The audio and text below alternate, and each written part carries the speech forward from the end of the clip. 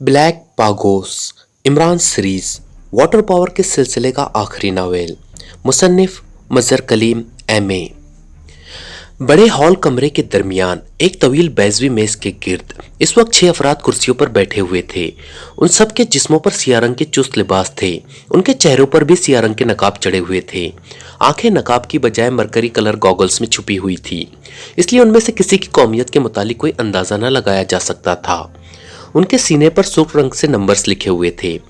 ये नंबर्स 2 से 7 तक थे और मेज की दोनों तरफ 3-3 कुर्सियां रखी हुई थी, जबकि सामने दरमियान में एक ऊंची नशिस्त की खाली कुर्सी मौजूद थी। दाएं तरफ 2 से नंबर 4 तक और बाएं तरफ नंबर 5 से 7 तक के आदमी बैठे हुए थे। वो मुजस्समों की तरह खामोश और साकित व सामित बैठे हुए थे। यूं लग रहा था जैसे इंसानों की बजाय कुर्सियों पर बेजान मशीनें रखी हुई हों। हॉल का एक ही दरवाजा था जो बंद था। चंद लम्हों बाद दरवाजा खुला और एक लंबे कद और भारी जिस्म का आदमी अंदर दाखिल हुआ। उसने डार्क ब्लू कलर का इंतहाई कीमती तराश का सूट पहना हुआ था।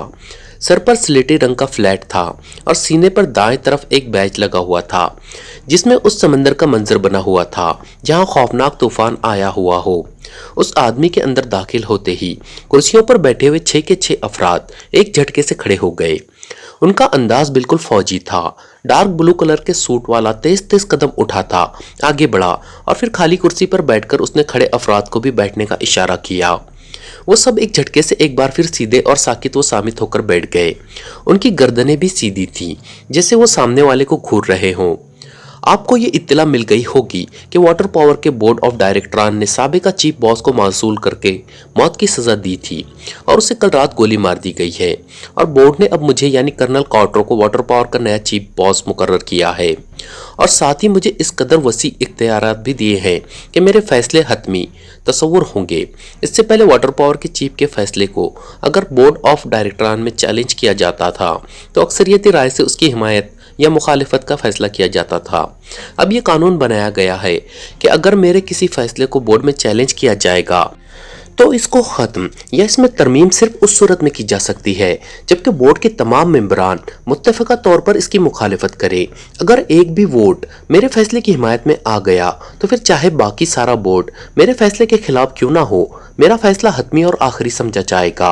और ये भी बता दूं कि मैं खुद भी बोर्ड का वोटिंग मेंबर हूं, इसलिए अब ये बात हमेशा के लिए तय हो गई कि मेरा फैसला हमेशा हतमी और कतई समझा जाएगा, और बोर्ड कभी भी मेरे किसी फैसले को मुकम्मल तौर पर मनसूख करने या उसमें तरमीम करने का मजाज ना होगा, क्योंकि जाहिर है मेरा वोट तो मेरे हक में जाएगा।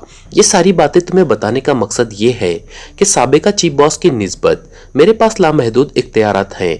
एक लिहाज से अब वाटर पावर का मैं मुकम्मल और खुद मुख्ताराना तौर पर चीफ बॉस हूँ। मेरे मुंह से निकले हुए अल्फाज वाटर पावर और उससे मुतल्लिका तंजीमों के लिए कतई कानून का दर्जा रखते हैं। इन सब बातों के बाद मैं तुम लोगों को यह हुक्म देता हूँ कि अपने चेहरों से नकाब और ऐनकें हटा दो और इस तरह आराम से बैठो जैसे इंसान बैठते हैं। साबिका चीफ बॉस की तरह मुझे मशीनें नहीं चाहिए, बल्कि इंसान चाहिए, इस डार्क ब्लू सूट वाले ने तहकुमाना लहजे में कहा, और कुर्सियों पर बैठे हुए 6 के 6 अफराद ने जल्दी से अपने चेहरों पर चढ़े हुए नकाब और ऐनकें उतार कर सामने मेज पर रख दी, और फिर एक तवील सांस लेते हुए वो कुर्सियों पर इंसानों की तरह बैठ गए। ये 6 के 6 अफराद मुख्तलिफ कौमियतों से ताल्लुक रखते थे। ये लिबास भी गैर शरीफाना है जो तुम लोगों ने पहन रखा है। वाटर पावर कोई मुजरिम तंजीम नहीं है कि तुम जो इस तंजीम के एरिया चीफ्स हो इस किस्म के लिबास पहनो, इसलिए तुम सब मिलकर ड्रेसिंग रूम में जाओ, वहां तुम्हारे लिए लिबास मुहैया कर दिए गए हैं, जाकर लिबास बदलो और फिर वापस आओ। चीफ बॉस कर्नल कॉर्टरो ने मुस्कुराते हुए कहा। वो भी मुस्कुराते हुए उठे और कमरे के दाएं तरफ दीवार में बने हुए एक छोटे से दरवाजे की तरफ बढ़ गए। अब हॉल में सिर्फ कर्नल कॉर्टरो मौजूद था। उसके चेहरे पर हल्की सी मुस्कुराहट थी।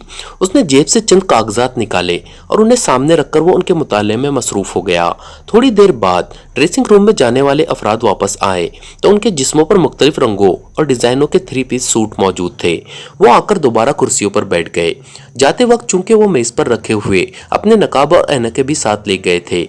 दोस्तों, ब्लैक पागोस का सिलसिला जारी रहेगा, लेकिन उससे पहले अगर आप हमारे चैनल पर नए हैं या अब तक आपने हमारे चैनल को सब्सक्राइब नहीं किया है तो चैनल को सब्सक्राइब करें और वीडियो को लाइक ज़रूर करें।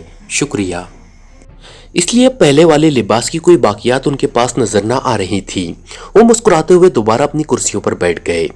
गुड, اب پتہ چلا کہ آپ لوگ واقعی دنیا کی عظیم ترین باقوت تنظیم واٹر پاور کے لوگ ہیں، اس تنظیم جس نے مستقبل میں پوری دنیا پر حکومت کرنی ہے۔ کرنل کارٹرو نے مسکراتے ہوئے کہا، باس، کیا ہمیں سوال کرنے کی اجازت ہوگی؟ ایک نوجوان نے ڈرتے ڈرتے پوچھا۔ ہاں بالکل، میں نے کہا ہے کہ میں نے تنظیم کا سارا ڈھانچہ بدل دیا ہے۔ ہم سب انسانوں کی طرح ایک دوسرے سے ڈیلنگ کریں گے، لیکن یہ بات یاد رہے کہ میں نے حکم عدولی کی سزا بھی سخت کر دی ہے۔ کوتاہی اور حکم عدولی کی سزا فوری موت ہوگی۔ اس حکم کے خلاف کوئی اپیل نہ ہوگی اور نہ ہی کسی قسم کی گنجائش۔ تم سب نے اپنے اپنے ایریاز میں اپنے ماتحتوں کے ساتھ بھی ایسی ہی میٹنگز کرنی ہے۔ اور یہ بات سن لو کہ اب آپ لوگ مجھے چیف باس جیسے فرسودہ القاب کی بجائے براہ راست کرنل کارٹرو کہہ کر پکار سکتے ہو، اور میں بھی نمبروں کی بجائے تمہارے ناموں سے تمہیں پکاروں گا۔ کرنل کارٹرو نے سپاٹ لہجے میں کہا۔ میں یہ پوچھنا چاہتا ہوں کرنل کارٹرو کہ سابقہ چیف باس کو کس وجہ سے موت کی سزا دی گئی، اور اس میٹنگ بلانے کا اصل مقصد کیا ہے؟ نوجوان جس نے پہلے سوال پوچھنے کی اجازت طلب کی تھی بول پڑا۔ تمہارا نام جیمز ہے اور تم اے ایریا کے انچارج ہو، کرنل کارٹرو نے کہا۔ یس کرنل، نوجوان نے سر ہلاتے ہوئے جواب دیا۔ تمہارا سوال اچھا ہے۔ میں ابتدائی بات چیت کے بعد اس طرف آ رہا تھا۔ اب آپ سب سنجیدگی سے میری بات سنیں۔ واٹر پاور کے سابقہ چیف باس نے بورڈ آف ڈائریکٹران کے سامنے ایک بہت بڑا منصوبہ پیش کیا تھا۔ اس منصوبے کے مطابق اس نے سمندر کی تہہ میں ایک سائنسی پروجیکٹ قائم کرنا تھا جس کا کوڈ نام گریٹ بال رکھا گیا تھا۔ گریٹ بال ایک مکمل سائنسی منصوبہ تھا جسے واٹر پاور کے 4 عظیم سائنسدانوں نے مل کر تیار کیا تھا۔ یہ منصوبہ دراصل مستقبل کا منصوبہ تھا، لیکن سابقہ چیف باس نے اس منصوبے کو مسلمانوں کے خلاف استعمال کرنے کا پلان بنایا۔ اس گریٹ بال میں تیار کیے جانے والے سائنسی حربے سے بیک وقت 10 یا 10 سے بھی زائد بڑی بڑی اسلامی مملکتوں کی مکمل تباہی ہو جانی تھی۔ پوری مملکتوں کو ان میں بسنے والے کروڑوں اربوں مسلمانوں سمیت اگر یہ منصوبہ مکمل ہو جاتا تو یقیناً پوری دنیا سے مسلمانوں کی بیشتر آبادی ختم ہو جاتی۔ جو مسلمان باقی دنیا میں بکھری ہوئی تعداد میں موجود ہوتے، ان کا خاتمہ آسانی سے کیا جا سکتا تھا۔ اس طرح عظیم یہودی سلطنت کے قیام کی راہ توقع سے کہیں پہلے ہموار ہو سکتی تھی۔ اس لیے بورڈ نے باوجود اس بات کے کہ اس پر بے پناہ سرمایہ خرچ آتا تھا، اسے منظور کر لیا گیا۔ اس کے بعد پوری دنیا کی یہودیوں اور اسرائیلی حکومت سے اس منصوبے کے لیے عطیات طلب کیے گئے۔ چونکہ یہ منصوبہ یہودیوں کے لیے انتہائی دلکش تھا، کیونکہ مسلمانوں کے خلاف شروع سے ہی ہمارے جذبات انتہائی شدید رہے ہیں، اس لیے تمام دنیا کے یہودیوں اور اسرائیلی حکومت نے اس کے لیے سرمایہ اکٹھا کیا اور اس طرح اس منصوبے پر کام شروع ہو گیا۔ چونکہ یہ منصوبہ انتہائی خوفناک تھا اور اس سے تباہی بھی بے پناہ آنی تھی، اس لیے اسے بے حد خفیہ رکھا گیا۔ گریٹ بال کی تیاری واٹر پاور کی ایک خفیہ لیبارٹری میں شروع کی گئی۔ اس میں حتی الامکان حفاظتی آلات بھی نصب کیے گئے۔ پھر اس گریٹ بال کو سمندر کی تہہ میں اتارا گیا اور اصل مشن کے لیے سائنسی ایجاد کا کام گریٹ بال کے اندر کیا گیا۔ اس منصوبے کو اس قدر خفیہ رکھا گیا کہ سوائے چند افراد کے واٹر پاور کے دنیا بھر میں پھیلے ہوئے سیکشنز کو بھی اس سے لا علم رکھا گیا۔ لیکن پھر ایک حماقت کی وجہ سے پاکیشیا سیکرٹ سروس کو اس منصوبے کی اطلاع مل گئی اور وہ اس منصوبے کے خاتمے کے لیے حرکت میں آ گئی۔ سابقہ چیف باس نے پاکیشیا سیکرٹ سروس اور پاکیشیا کے سب سے خطرناک ایجنٹ علی عمران کو روکنے اور ختم کرنے کی حتی الامکان کوششیں کی، لیکن وہ لوگ آخرکار گریٹ بال کے اندر پہنچ گئے اور انہوں نے عین اس وقت منصوبہ ناکام بنا دیا جس وقت وہ فائنل ہو چکا تھا۔ اگر انہیں تھوڑی اور دیر ہو جاتی تو منصوبہ کامیاب ہو چکا ہوتا۔ بہرحال منصوبہ تو ناکام ہو ہی گیا، گریٹ بال کو بھی تباہ کر دیا گیا اور پاکیشیا سیکرٹ سروس گریٹ بال کی ایک اسپیشل آبدوز کے ذریعے وہاں سے نکل گئے۔ یہ آبدوز بعد میں تباہ شدہ حالات میں بحر روم میں اطالی کی بندرگاہ کارسیگا کے قریب پائی گئی، اور تحقیقات پر یہ معلوم ہوا کہ اس آبدوز کے اندر موجود ایٹمک بیٹریاں چونکہ بروقت چارج نہ ہوتی تھیں، اس لیے آبدوز رک گئی اور وہ لوگ جب اسے نہ چلا سکے تو اسے تباہ کر کے نکل گئے۔ اس منصوبے کی ناکامی نے پوری یہودی دنیا کو ہلا کر رکھ دیا اور اسرائیل اور پوری دنیا کے یہودیوں کے گھروں میں صف ماتم بچھ گئی، کیونکہ حقیقت یہی ہے کہ اس منصوبے پر اس قدر کثیر سرمایہ خرچ ہوا تھا کہ جس کا تصور بھی نہیں کیا جا سکتا۔ ہلکے سے اندازے کے لیے یہ سمجھ لیجئے کہ پورے بر اعظم ایکریمیا میں موجود دولت کو اگر اکٹھا کر لیا جائے تو وہ رقم اس منصوبے پر خرچ ہونے والی رقم کا عشیر بھی نہیں بنتی۔ اس سے آپ اندازہ لگا سکتے ہیں کہ منصوبے کی ناکامی سے یہودیوں کو کس قدر بھاری نقصان اٹھانا پڑا۔ اس کے ساتھ ساتھ گریٹ بال کے اندر کام کرنے والی یہودیوں کے بہترین سائنسدان بھی مارے گئے۔ اور آخری بات، یہ کہ پاکستان سیکرٹ سروس اور اس علی عمران نے باقاعدہ دھمکی دی کہ گریٹ بال کے بعد وہ واٹر پاور کے ہیڈ کوارٹر کو بھی تباہ کر دیں گے۔ چنانچہ ڈائریکٹران نے ہنگامی میٹنگ طلب کی۔ سابقہ چیف باس کو اس منصوبے کی تباہی کا ذمہ دار گردانا گیا کیونکہ وہ پاکستان سیکرٹ سروس اور اس علی عمران کا بروقت خاتمہ نہ کر سکا تھا۔ حالانکہ پوری دنیا میں واٹر پاور کے ایجنٹس پہلے ہوئے تھے اور وہ آسانی سے ان لوگوں کا خاتمہ کر سکتے تھے، لیکن بجائے اس کے کہ وہ لوگ عمران اور اس کے ساتھیوں کا خاتمہ کرتے، الٹا عمران اور اس کے ساتھیوں نے کئی سیکشنز کو تباہ کر دیا۔ بہرحال گریٹ بال کی ناکامی کی تمام تر ذمہ داری چیف باس پر ڈال دی گئی اور بورڈ نے اس ناقابل معافی جرم میں اسے موت کی سزا دے دی اور سابقہ چیف باس کو بورڈ کی موجودگی میں گولیوں سے چھلنی کر دیا گیا۔ اس کے بعد اس بات پر غور کیا گیا کہ واٹر پاور کا چیف باس کسے بنایا جائے، اور پھر طویل بحث و مباحثے کے بعد اور پوری دنیا میں موجود یہودی ایجنٹوں کے کوائف کی پڑتال کے بعد اس کام کے لیے مجھے منتخب کیا گیا۔ میں اس وقت خلیج ہڈسن میں ایک بڑے سیکشنز میں کام کر رہا تھا، چنانچہ مجھے فوری طور پر طلب کیا گیا۔ میں نے اس کے لیے چند شرائط پیش کی جو منظور کر لی گئی۔ وہ شرائط یہی کہ میں اپنی مرضی سے خود مختارانہ کام کروں گا، بورڈ میرے کسی فیصلے میں ترمیم یا تنسیق کا مجاز نہ ہوگا۔ بہرحال مجھے متفقہ طور پر چیف باس منتخب کر لیا گیا۔ اس کے بعد میں نے ایک ہفتے تک واٹر پاور کے ہیڈ کوارٹر اور پوری دنیا میں پہلے ہوئے اس کے سیکشنز کی اچھی طرح چیکنگ کی۔ میں نے سارا ڈھانچہ نئے سرے سے ترتیب دیا۔ اس کے بعد میں نے پوری دنیا میں موجود واٹر پاور کے ایجنٹس کو عمران اور اس کے ساتھیوں کی تلاش کا حکم دے دیا، اور آج مجھے اطلاع ملی ہے کہ ایکریمیا کی ایک ریاست سینٹ لاس میں ایک ایسا آدمی دیکھا گیا ہے جس پر عمران کا شک ہو سکتا ہے۔ چنانچہ میں نے فوری طور پر آپ حضرات کی میٹنگ طلب کی اور اس وقت آپ یہاں موجود ہیں۔ کرنل کارٹر نے باقاعدہ تقریر کرتے ہوئے کہا، ٹھیک ہے کرنل، ہم ساری بات سمجھ گئے ہیں، لیکن آپ نے یہ نہیں بتایا کہ اس میٹنگ کا مقصد کیا ہے۔ ایک اور آدمی نے مسکراتے ہوئے کہا، مقصد بھی بتاتا ہوں۔ میں نے پاکستان سیکرٹ سروس اور عمران کے فوری خاتمے کے لیے ایک پلان بنایا ہے۔ عمران اور اس کے ساتھیوں کا مقصد واٹر پاور کے ہیڈ کوارٹر کی تباہی ہے۔ صرف آپ حضرات کو علم ہے کہ واٹر پاور کا ہیڈ کوارٹر بلیک پاگوس میں ہے، لیکن شروع سے ہی ہیڈ کوارٹر کو دنیا کی نظروں سے خفیہ رکھنے کے لیے ایسے انتظامات کیے گئے ہیں کہ واٹر پاور کا ہیڈ کوارٹر بحر منجمد شمالی کے سب سے اوپر والا حصہ گروٹ لینڈ بنتا ہے۔ گروٹ لینڈ مکمل طور پر خالی علاقہ ہے جہاں انسانی حیات کا زیادہ دیر قیام رہنا ناممکن ہے۔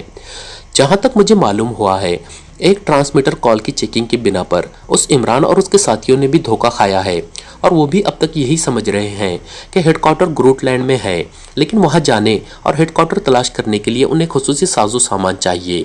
ہو سکتا ہے اس کے لیے وہ لوگ ایکریمیا پہنچے ہو۔ ادھر جس ایجنٹ نے عمران سے ملتے جلتے آدمی کی وہاں موجودگی مارک کی ہے، اس نے ہی اطلاع دی ہے کہ اس آدمی نے سینٹ لاس کی ایک فرم ڈبلر سے رابطہ قائم کیا ہے۔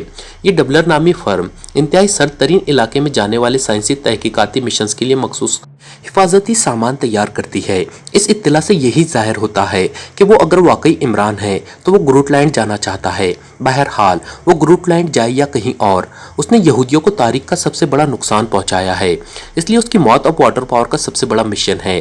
میں نے اس سلسلے میں ایک پلاننگ کی ہے۔ اس کی تفصیلات یہ ہے کہ آپ سب کو عمران اور اس کے ساتھیوں کے متعلق قوائف مہیا کر دیے جائیں گے۔ آپ سب نے اپنے اپنے علاقوں میں ایسی خصوصی ٹیمیں تیار رکھنی ہیں جو ایسے ایجنٹوں کے خاتمے جیسے کاموں میں انتہائی مہارت رکھتی ہو۔ آپ سب کا آپس میں مسلسل رابطہ رہے گا اور ہر ٹیم اپنے علاقے میں عمران اور اس کے ساتھیوں کے خاتمے کے لیے ورک کرے گی۔ اگر وہ لوگ ایک علاقے سے دوسرے علاقے میں جائیں گے تو پھر وہاں کی ٹیم حرکت میں آ جائے گی۔ اس طرح پوری دنیا میں انہیں گھیرا جائے گا۔ بہرحال وہ جس قدر بھی عیار اور خطرناک ہو، کہیں نہ کہیں مارے ہی جائیں گے۔